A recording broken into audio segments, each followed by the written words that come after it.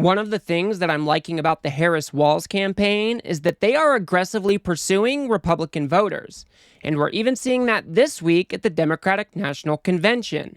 Republicans who have decided to vote for Kamala Harris this November are being given quite a bit of stage time. And I think that's important. I think we should be welcoming all of these people into our pro-democracy movement with arms wide open. We cannot forget that there were a lot of Republicans who turned out to vote against Trump even after he buttoned up the Republican primary nomination. So we need to make sure that we're here with open arms to welcome these people into our big tent. Let's go ahead and kick things off by looking at Rich Logis, who was a MAGA podcaster, a pundit for the MAGA movement. Let's go ahead and see what he had to say. My name is Rich Logis. I live in Florida, and until 2 years ago, I was a full-fledged member of MAGA. I believed Trump. I was a MAGA pundit. I had my own podcast. I was in a state of panic, terrified that Democrats were destroying our country. When the pandemic hit, we needed leadership, but we were given almost nothing. It was a major betrayal to the country. So I finally stepped outside the MAGA echo chamber. I stopped listening to what Trump said and looked around with my own eyes. And I realized he had been lying about pretty much everything. Lying is Trump's toxic superpower. He's ripped apart families, communities, our whole country. So this is my message to all the Republicans and independents who are watching. People like me who voted for and believed in Trump. I made a grave mistake, but it's never too late to change your mind. You don't need to agree with everything you hear tonight to do what is right. We need to be able to trust our leaders. That's why I'm all in for Kamala Harris. I think it probably took a lot of courage to admit that you were wrong and to speak out against Donald Trump. I commend this guy for doing so. And I'm even more excited to see that people at the DNC are accepting of these people as well. We are a big tent party. We might not agree on everything, but that's okay. This guy is calling out Trump very specifically. He's saying he was bad at COVID. He did not handle it well. And I think we all know that to be the case. More than 1 million Americans died. That is not acceptable. He's also saying that Trump is a divisive character. He tears this country apart.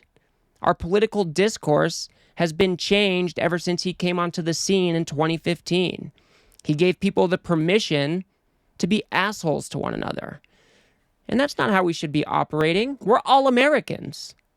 We should all be working for the better of our country, and we should be doing it together, even when we disagree. So I'm super excited to have people like this speaking at the DNC. Let's go ahead and move on to the mayor of Mesa, Arizona, Giles. He's been an outspoken critic of Trump for quite some time now, but let's go ahead and see what he had to say. Good evening. I have a confession to make. I'm a lifelong Republican. So I feel a little out of place tonight, but I feel more at home here than in today's Republican Party. The grand old party has been kidnapped by extremists and devolved into a cult, the cult of Donald Trump. Trump doesn't know the first thing about public service. Like a child, he acts purely out of self-interest. We all need an adult in the White House, and we've seen what happens when we don't have one.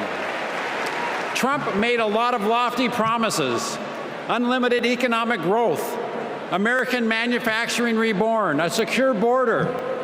Turns out Donald Trump was all talk. He wanted our votes, but he couldn't deliver a thing. But these days, my city of Mesa, Arizona is on the move. I'm going to ribbon cuttings every single week, all because Joe Biden and Kamala Harris reached across the aisle and they delivered for my conservative community and countless more across the country. So not only is this guy coming out and saying that the Republican Party has left him, it has turned basically into a cult, which I couldn't agree more with, he's also pointing out the accomplishments of the Democrats. Joe Biden and Kamala Harris passed that infrastructure bill. And there are tens of thousands of projects going on all around the country because of that bill. I think it's super important that we point out the achievements of the Democratic Party. And Kamala Harris is going to be past that torch, carrying that torch forward and working on these same issues. It's Donald Trump who promised infrastructure every single week but delivered nothing. And this guy is rightly calling that out. Let's go ahead and move on to a construction worker named Kyle Sweetser, I believe it is. If I got it wrong, I do apologize. But he is a construction worker, like I said. Let's go ahead and see what he had to say. I voted for Trump not once, not twice, but 3 times. You see, I work in construction. I work with my hands. He told us he'd look out for blue-collar workers. So I made my first ever political donation to Trump. And I donated to him many times throughout his presidency. But then I started to see Trump's tariff policy in action. Costs for construction workers like me were starting to soar. I realized Trump wasn't for me. He was for lining his own pockets. Now, I'm not left-wing, period. But I believe our leaders should bring out the best in us, not the worst. That's why I'm voting for Kamala Harris. She's tough. She's going to tackle inflation. Trump will make it worse. I'm voting for Kamala Harris because she'll make us proud to be American again. I couldn't agree more with this guy here. Kamala Harris is talking about a message of freedom, about a message of patriotism in some ways, and reclaiming the joy that used to exist in this country. We have Donald Trump, on the other hand, who is constantly talking poorly about the United States. We're a nation in decline. We're a failing nation. You're not going to have a country if you don't vote for me.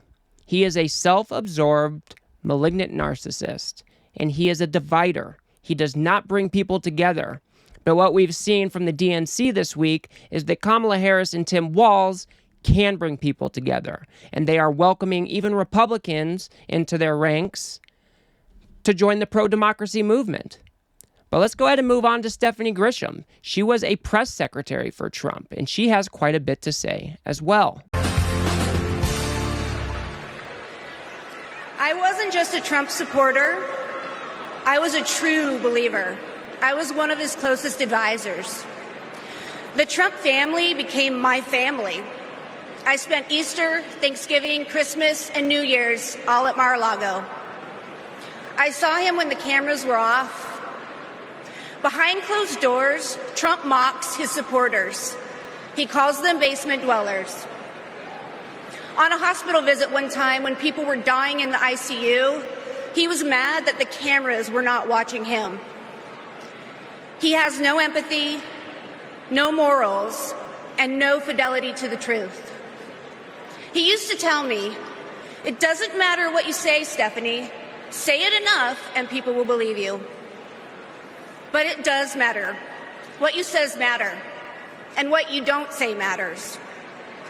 On January 6th, I asked Melania if we could at least tweet that while peaceful protest is the right of every American, there's no place for lawlessness or violence. She replied with one word: no. I became the first senior staffer to resign that day. I couldn't be part of the insanity any longer. Absolutely damning stuff. Trump is a terrible human. He's mad that cameras aren't on him when they're in an ICU. He deliberately tells the same story over and over, even if he knows it's not true. Those are the accusations that Stephanie Grisham is levying.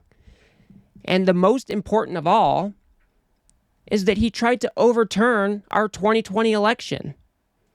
He tried to meddle in the process. He tried to get fake electors sent to Mike Pence so he could overturn the free and fair election in 2020.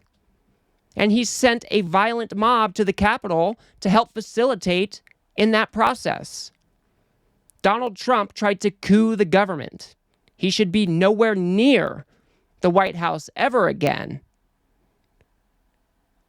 But he's the other side of this ticket. It's quite wild, isn't it? We have one more person. We have Anna Navarro, and she's calling out Trump for being, just an asshole. He's constantly trying to say that Kamala Harris is a socialist and a communist. Well, she has something to say about that. Let's be serious. Donald Trump and his minions call Kamala a communist. I know communism. I fled communism from Nicaragua when I was 8 years old. I don't take it lightly. And let me tell you what communist dictators do. And it's never just for one day. They attack the free press. They call them the enemy of the people, like Ortega does in Nicaragua. They put their unqualified relatives in cushy government jobs so they can get rich of their positions, like the Castros do in Cuba. And they refuse to accept legitimate elections when they lose and call for violence to stay in power, like Maduro is doing right now in Venezuela. Now, you tell me something. Do any of those things sound familiar? Absolutely brutal. She's obviously taking it to Trump here. He is the authoritarian nightmare that he wants to whine about is in communist countries. He is the person who is constantly saying that the press is the enemy of the people, or wants to open up our libel laws to make it easier to sue them. That is un-American. That is anti-First Amendment stuff right there. He also hired his close family to work in his administration. That is corruption at its core. These people were not qualified to work in his administration. And he tried to use violence again to overturn the 2020 election results. These are the things of authoritarian leaders. These are the things of Donald Trump. He deserves to be nowhere near the White House ever again because of these types of things. And I'm just super glad that we have Republicans showing up at the DNC, making their voices heard about this stuff. They need to be out there calling out Trump every chance they get. And like I said, I'm super excited that the DNC and the Democratic Party has been welcoming to these people. I think it's crucial. We need to let people know that the Democratic Party is a big tent party, and that if you're for our democracy, then you belong with us. And it's okay if you voted for Trump in the past, we're willing to take you in. Because if it's one thing that we all do realize is that our American democracy is important. And so this pro-democracy movement needs to be as big as we can make it. So I'm just super happy that the DNC is inviting these speakers here. I'm super glad to see that Democrats are welcoming these people with open arms. And I'm just happy to see this pro-democracy movement building one person at a time. So that's going to do it for me on this one, folks. If you got anything out of this video, if you could remember to smash that like button and hit subscribe. Maybe share it with a friend or two. I'd very much appreciate that. If you think I got something wrong, or if you disagree with me about something, feel free to drop a comment below. And if you want to learn about Trump's connections to Project 2025, go ahead and watch that video on the screen now. And I will see you guys on the next one.